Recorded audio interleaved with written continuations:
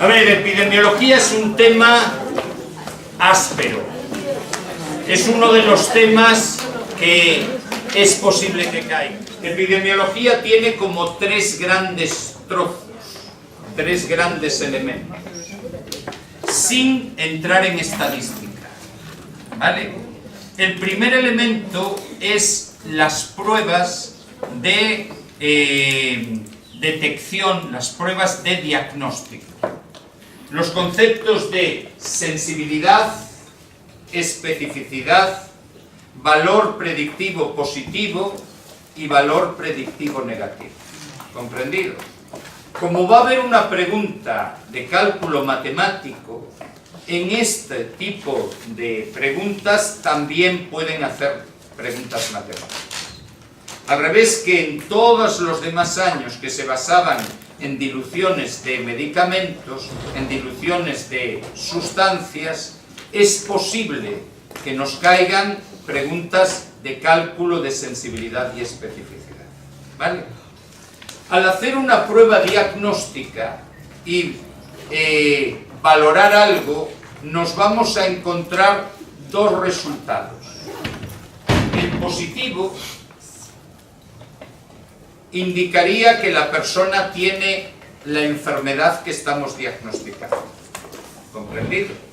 La prueba diagnóstica dice que la persona tiene esa enfermedad. ¿Vale?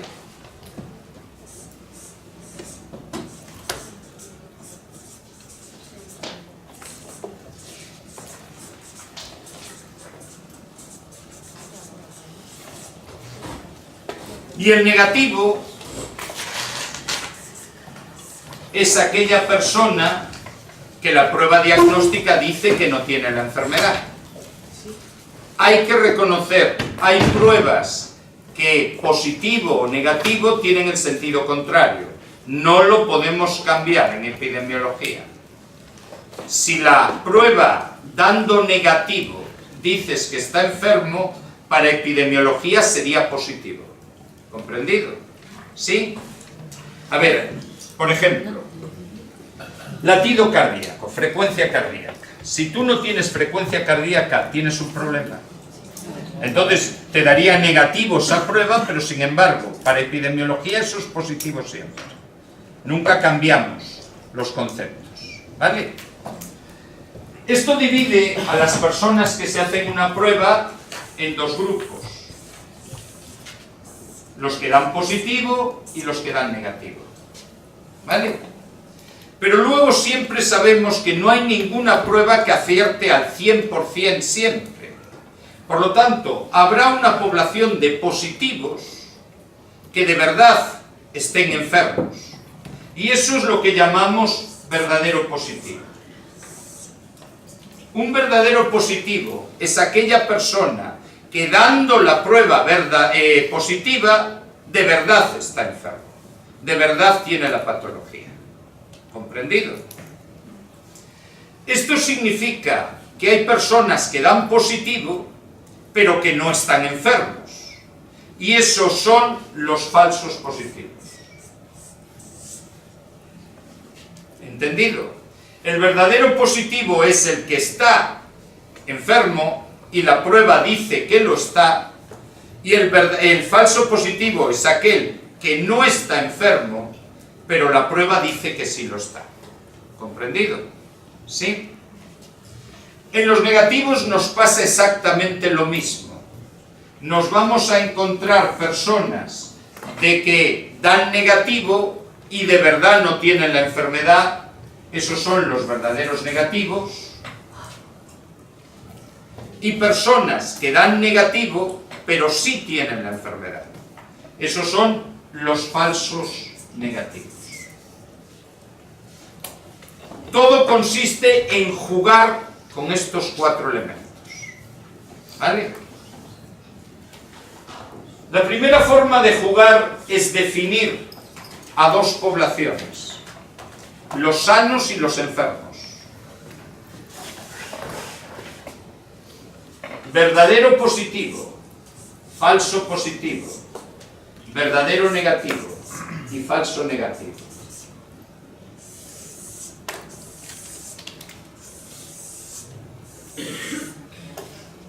Bien, mi reina, ¿cuáles de esos 4 grupos son enfermos de verdad? A ver, un verdadero positivo está enfermo. Y un falso negativo. Y un falso negativo está enfermo.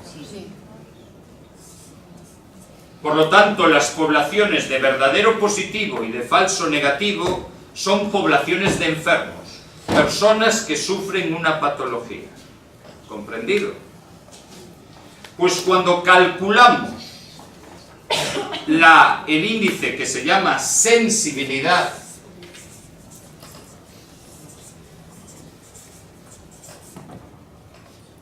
la segunda letra nos dice qué población está estudiando. La población de enfermos. Y nos va a decir qué porcentaje de enfermos dan positivo. ¿Cuál es la probabilidad de que un enfermo dé positivo? Eso es lo que significa sensibilidad. ¿Cuál es la probabilidad de que un enfermo dé positivo? ¿Comprendido? Bien, esa posibilidad es una fórmula matemática, donde abajo, en el denominador, ponemos a todos los enfermos. Por lo tanto, ponemos a los verdaderos positivos más los falsos negativos. ¿Comprendido? Estos son todos los enfermos. Y arriba ponemos siempre al elemento del denominador que tenga la letra V. Por lo tanto, arriba están los verdaderos positivos. La sensibilidad estudia la población de enfermos. Nos guiaremos por la segunda letra. ¿Comprendido? Por la primera vocal, en este caso. Pero siempre pondremos abajo toda la población que se corresponde con los enfermos y arriba a solo los que dan verdadero. Si yo tengo una prueba que tiene una sensibilidad del 93%, ¿qué quiere decir? Que el 93% de los enfermos dan positivo. ¿Comprendido? Y se puede leer de forma inversa. Si el 93% de los enfermos dan positivo, el 7% de los enfermos da negativo. ¿Lo hemos entendido? ¿Sí? Esa es la información que aporta la sensibilidad. ¿Y el 7% de negativos o mejor? ¿Vale? ¿Sí? Segundo índice. La sensibilidad enfermos. La especificidad sanos.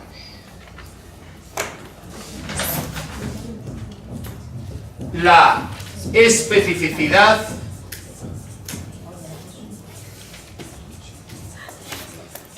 valoramos la población de sanos. Vuelve a ser la segunda letra. ¿Cuál es la población de sanos? Los verdaderos negativos más los falsos positivos. ¿Sí? Arriba pondremos el que tiene V. Verdadero negativo. La especificidad, perdón, para no confundiros, ¿vale? La especificidad nos da la probabilidad de que un sujeto sano dé negativo. ¿Comprendido? ¿Sí? Evidentemente, si la especificidad de una prueba es 70%, diremos el 70% de los sujetos sanos dan negativo. Por lo tanto, ¿qué porcentaje de sujetos sanos dan positivo? El 30%. ¿Comprendido? ¿Sí? Vale.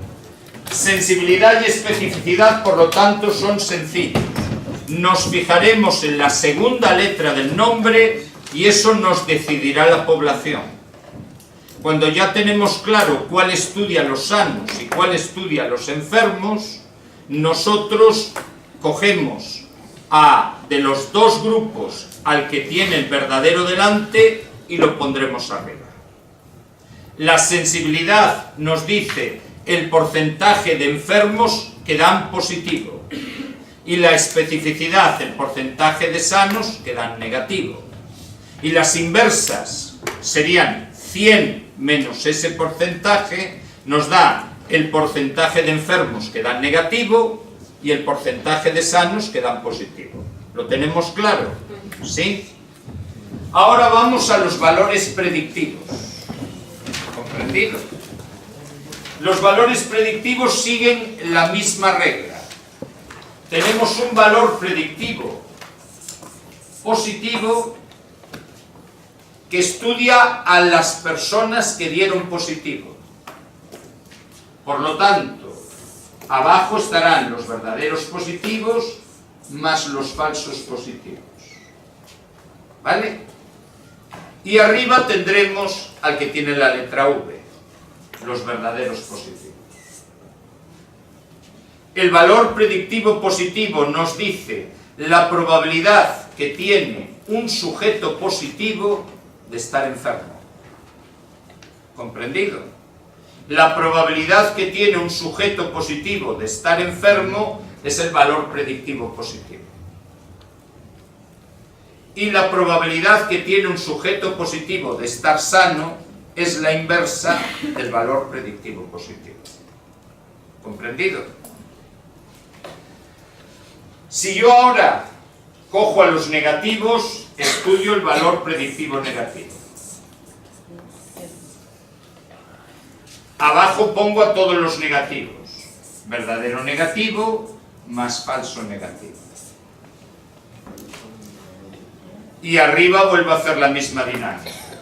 Verdadero negativo.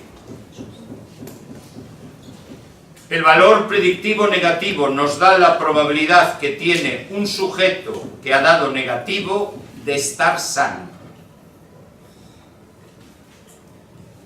Y su inversa nos da la probabilidad que tiene un sujeto que ha dado negativo de estar enfermo. ¿Lo hemos entendido? Eso último lo puedo repetir. A ver, valor predictivo negativo. Lo que te salga de la ecuación es la probabilidad que tiene un sujeto negativo de estar sano. ¿Vale? Y la inversa es la probabilidad que tiene un sujeto negativo de estar enfermo. ¿Lo hemos entendido? Pues este es el primer trozo de epidemiología. ¿A inversa a qué te refieres? A 100 menos el valor. ¿Vale? Imaginaros que yo os pido que calculéis la sensibilidad, la especificidad, el valor predictivo positivo y el valor predictivo negativo de esta población. 100 sujetos, 40 están enfermos, 18 han dado negativo y 60 están sanos, 2 han dado positivo. ¿Entendido? Podéis calcularme los 4 índices. Repito, de 100 sujetos, 40 están enfermos y de ellos 18 han dado negativo. ¿Comprendido? Y 60 están sanos y de ellos 2 han dado positivo.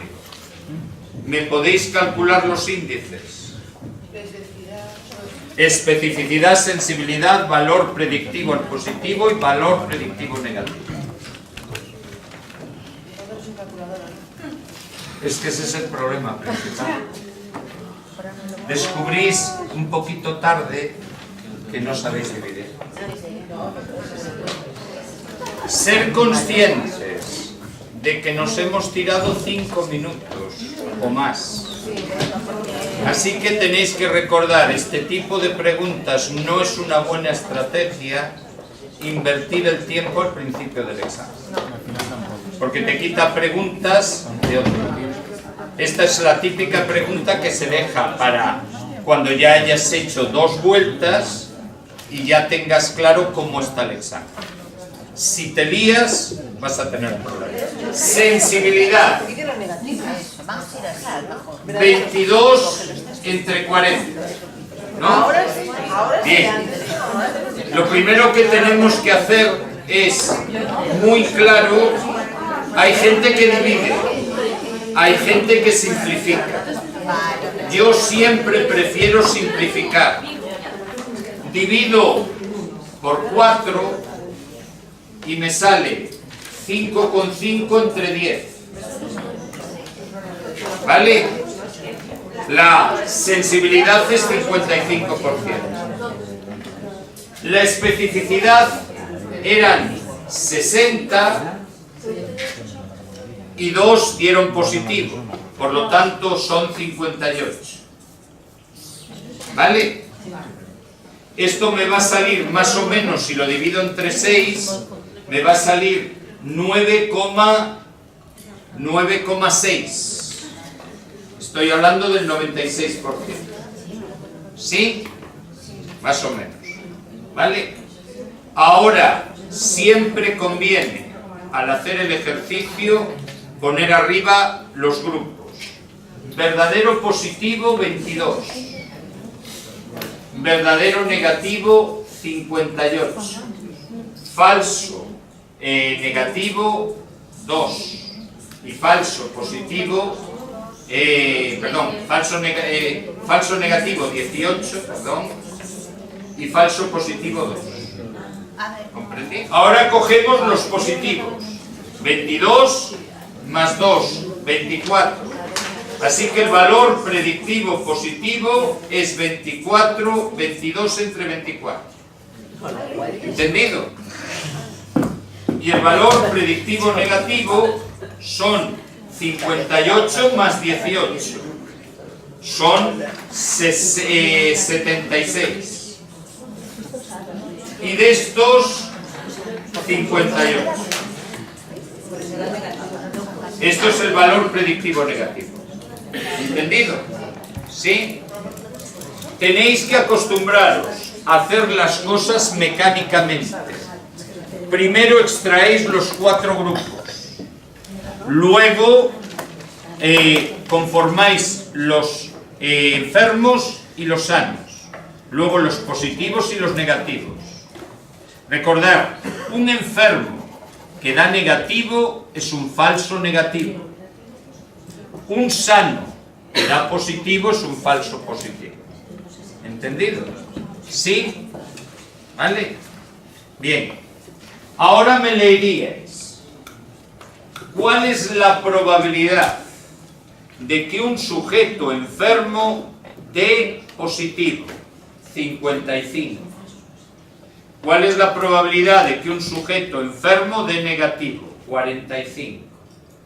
¿Cuál es la probabilidad de que un sujeto sano dé positivo? 4%. ¿Cuál es la probabilidad de que un sujeto sano dé negativo? 96%. ¿Entendido? ¿Cuál es la probabilidad? 22 y 24 son 11 de 12. Bien. ¿Qué significa sensibilidad 17%? ¿Qué significa especificidad 85%? ¿Qué significa valor predictivo positivo 13%? ¿Qué significa valor predictivo negativo 95%? Podéis dar la frase. ¿Entendido? Directa e inversa. Tenéis 2 minutos para hacerlo, las frases. Está sensibilidad. La probabilidad de que un sujeto enfermo dé positivo es el 17%. La probabilidad de que un sujeto enfermo dé negativo es el 83%. Especificidad. La probabilidad de que un sujeto sano dé negativo es el 85%. La probabilidad de que un sujeto sano dé positivo es el 15%. Valor predictivo positivo. La probabilidad de que un sujeto positivo esté enfermo es del 13%. La probabilidad de que un sujeto positivo esté sano es el 87%. Valor predictivo negativo. La probabilidad de que un sujeto negativo esté sano es el 95%. Y la probabilidad de que un sujeto negativo esté enfermo es el 5%. ¿Lo hemos entendido? Bien.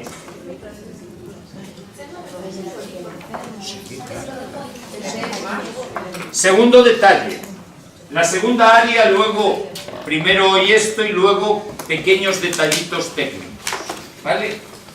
La segunda área de epidemiología son los estudios epidemiológicos. ¿Vale?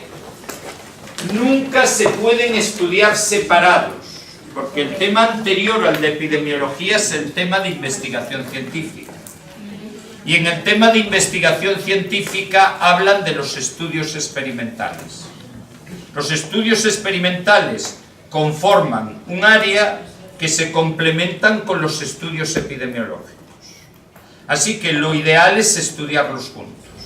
¿Vale? Lo primero que tenéis que tener claro es que en un estudio experimental nosotros vamos a asignar el riesgo que no sea de forma aleatoria. Vamos a decirle a unas personas que van a tener un riesgo fijo y determinado. Se van a exponer a algo que puede ser peligroso. ¿Vale? Segundo, tenemos que comparar a esa gente con otros grupos para saber si el riesgo que sufren es mayor o menor. ¿Vale? Así que tenemos unas estrategias para no engañarnos, que son los estudios ciegos. ¿Vale?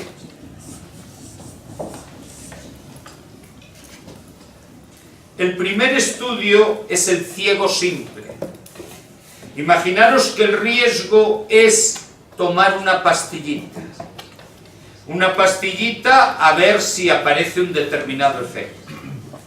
Pues el ciego simple quiere decir que los que toman la pastillita no saben si la pastillita es la mala o la que no hace nada. ¿Comprendido? En el ciego simple le ocultamos a los participantes en el estudio si toman algo bueno o algo malo. ¿Vale? ¿Entendido?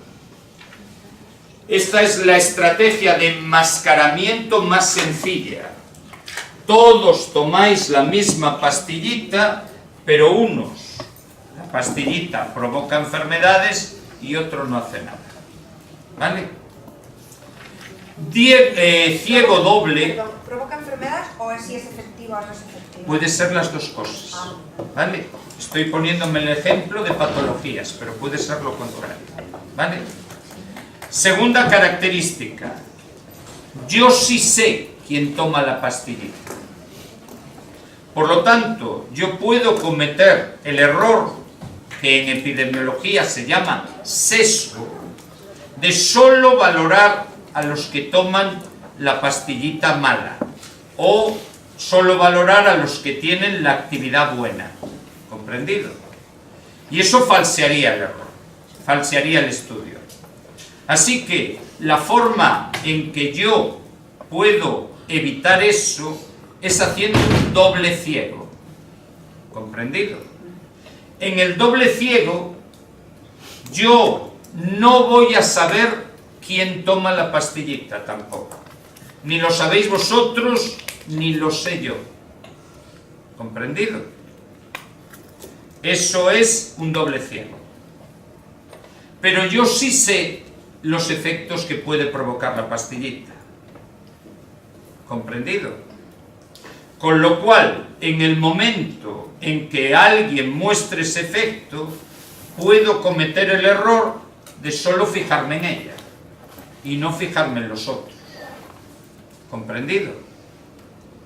Para evitar eso, vamos a hacer el triple ciego. El triple ciego quiere decir que yo no sé ni quién toma la pastillita ni qué efectos tiene. Y los pacientes no saben quién toma la pastillita. Con lo cual yo me veo obligado a hacer un estudio completo de todo el mundo. ¿Vale? Para identificar los hechos y para identificar las exposiciones. ¿Comprendido? ¿Sí?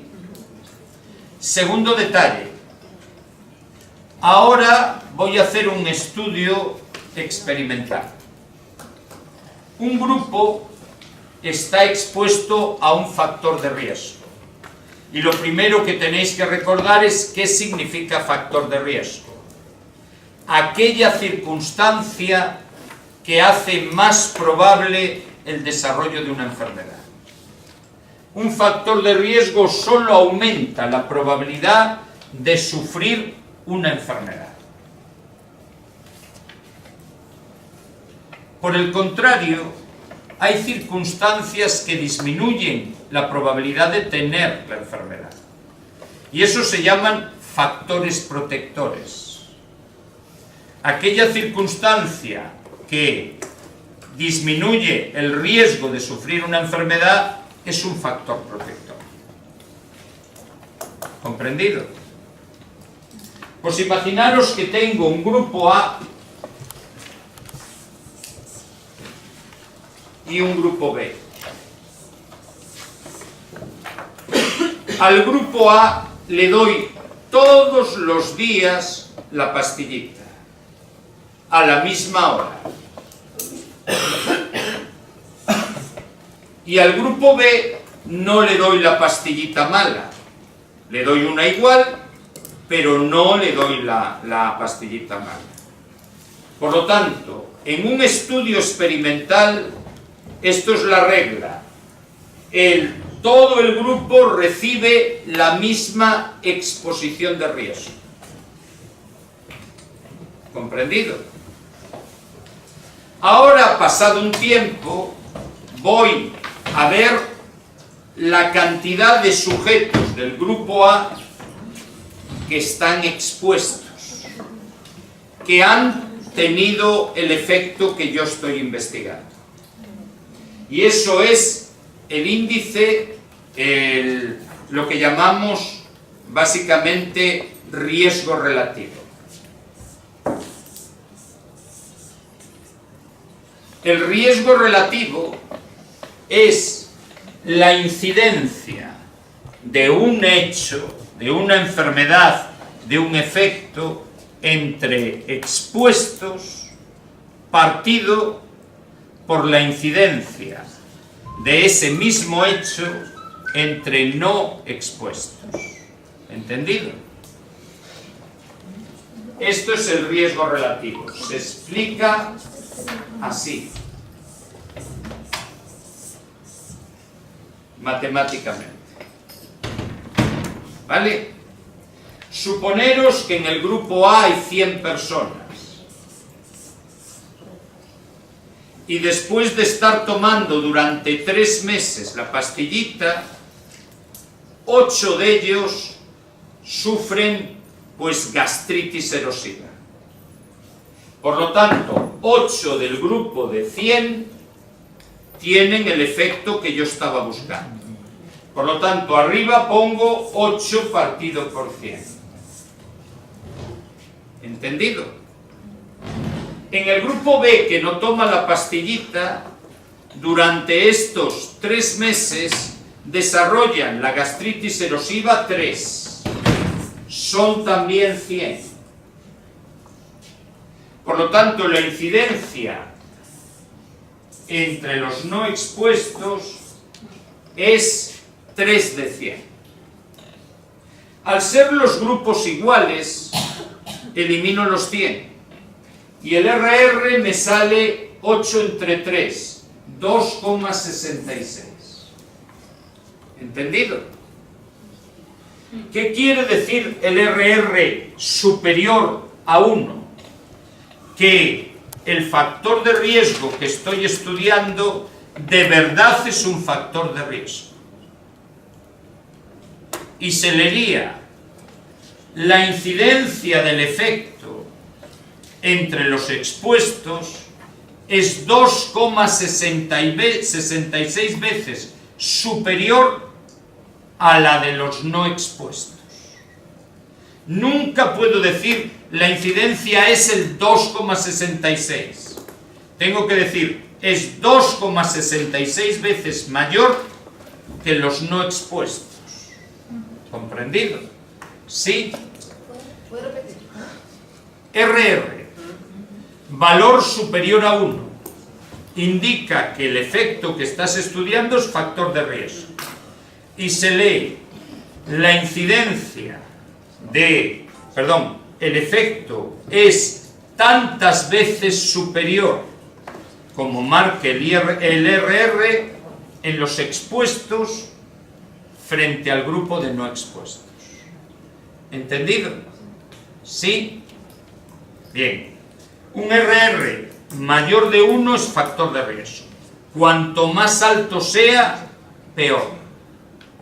¿Comprendido? Si el RR diera menor de 1, entre 1 y 0, ¿comprendido? Estaríamos hablando de factor de protección. ¿Vale? Y podríamos enunciarlo perfectamente igual. El efecto tal es 0,6 veces menor que en el grupo de expuestos. ¿Vale? ¿Entendido?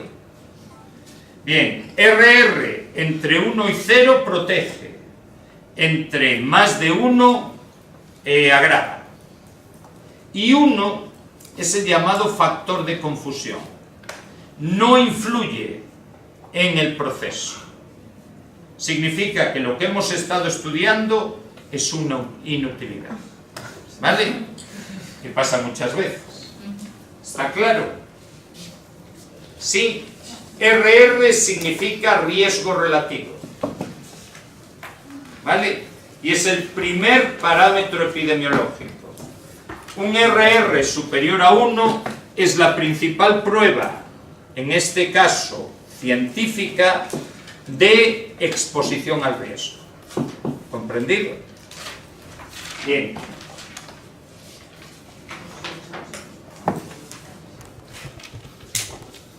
El segundo elemento que tenemos que tener claro es lo que se llama riesgo acumulado, RA. El riesgo acumulado nos va a decir la cuantificación del riesgo que se debe única y exclusivamente a ese factor. ¿Comprendido? Los dos grupos tienen que tener una procedencia parecida, tienen que ser estadísticamente neutros. Y en el grupo B aparece la enfermedad. Por lo tanto, hay algo más que el riesgo relativo del grupo A que influye en la enfermedad. Así que a lo mejor la enfermedad del grupo A no se debe solo a la pastilla, sino que hay otros casos que se deben al mismo elemento que la causa en el grupo B. ¿Comprendido? Eso es lo que se llama RA. Y el RA es la diferencia entre incidencias. ¿Comprendido? ¿Sí? La diferencia entre incidencias va a coger, en el ejemplo anterior, eran 8 de 100 y 3 de 100. Por lo tanto, va a ser 0,03 menos 0,08 menos 0,3. ¿Vale? Nos sale 0,05. Nos va a decir el RA que el 5% de los enfermos se deben única y exclusivamente a ese factor de riesgo. ¿Comprendido? ¿Sí? ¿Lo tenemos claro? Vale. Tercer elemento. ¿Vale? Vamos a calcular el número de pacientes a tratar.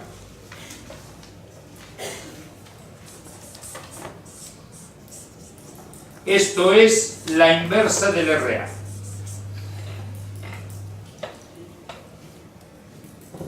Por lo tanto, aquí sería 1 partido por RA. Y nos sale 1 partido por 0,05, nos sale 20, si no me equivoco.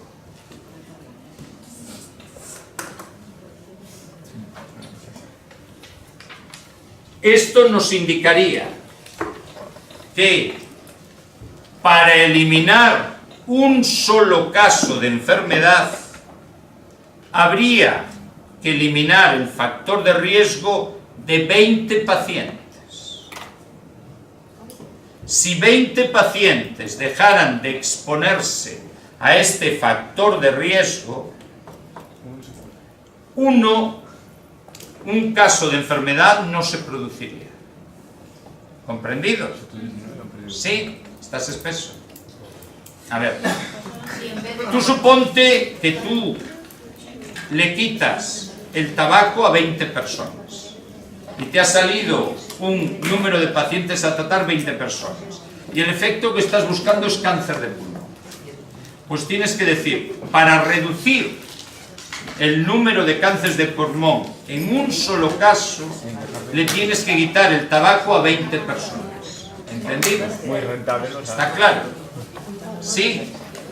Bien, oyes, solo con eso, si vale un cáncer de pulmón 60.000 euros el tratamiento quimioterápico, calcula, te sale más rentable vender todos los champis que quieras para ahorrarte en quimioterapia.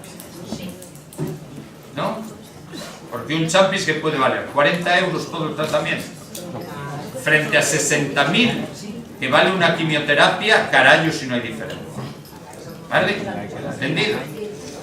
Esto es el número de pacientes, a tratar. ¿Vale?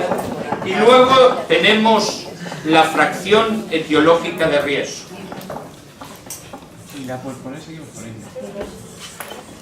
Esto es 1 menos 1 partido por el RR. ¿Vale? Se parece mucho al RA. Pero 1 menos 1 partido por RR nos va a decir el porcentaje de pacientes cuya enfermedad se debe única y exclusivamente a ese factor de riesgo. ¿Comprendido? El RA significa que se deben al factor de riesgo. Pero esto es única y exclusivamente al factor de riesgo. ¿Vale? A ver, tú puedes tener un riesgo global. Te viene el factor de riesgo y te lo incrementa. Pero ahora si eliminases ese factor de riesgo global, solo actuando ese factor de riesgo, su incidencia sería menor. Porque recuerda que hay factores de riesgo que asociados se multiplican. ¿Comprendido? Lo que hace la fracción etiológica de riesgo es decirte el riesgo que única y exclusivamente tendría ese factor de riesgo. ¿Vale? Es que crea confusión porque antes con el gesto de riesgo atribuible el ejemplo. Claro, pero el riesgo atribuible es que le echas la culpa a ese factor de riesgo. pero no excluyes la presencia de Claro, otro. pero cuando hiciste la definición Bien, pues, ¿entendéis? Dentro de la población, ¿de qué parte es responsable ese factor de riesgo? Eso es RA, ¿vale? Chema, pero el acumulado y el atribuible es lo mismo. Sí, más o menos sí. Ah, ¿Vale? Entonces, la fracción etiológica de riesgo es única y exclusivamente a ese factor. Si solo estuvieran expuestos a ese factor, ¿cuántos enfermos aparecerían? ¿Entendido? Sí. Esto es lo máximo que se puede conseguir en epidemiología. Los 4 determinantes, los 4 coeficientes. El RR, el RA, el número de pacientes a tratar y el CER, la fracción etiológica. Esto es la parte inicial de la epidemiología. Luego nos daremos cuenta que en epidemiología los estudios no asignan riesgos obligatorios, sino que dejamos que los pacientes se los se asignen. Y el riesgo no es constante. Puede que uno tome 5 pastillas y el otro 1 al año. La diferencia entre los estudios epidemiológicos está en la asignación del riesgo. No se asigna el riesgo de forma constante en epidemiología, sino que se ve lo que la gente hace. En experimento se asigna de forma constante. Pero claro, yo no podría darle a un grupo de seres humanos un veneno porque sería éticamente reprobable. Así que dejo que se envenenen solos y luego estudio esos efectos. ¿Entendido? La epidemiología estudia lo que hacen las personas, no lo que yo fuerzo a hacer. ¿Vale? Y lo veremos el próximo día, en la mitad de la clase se verá todo.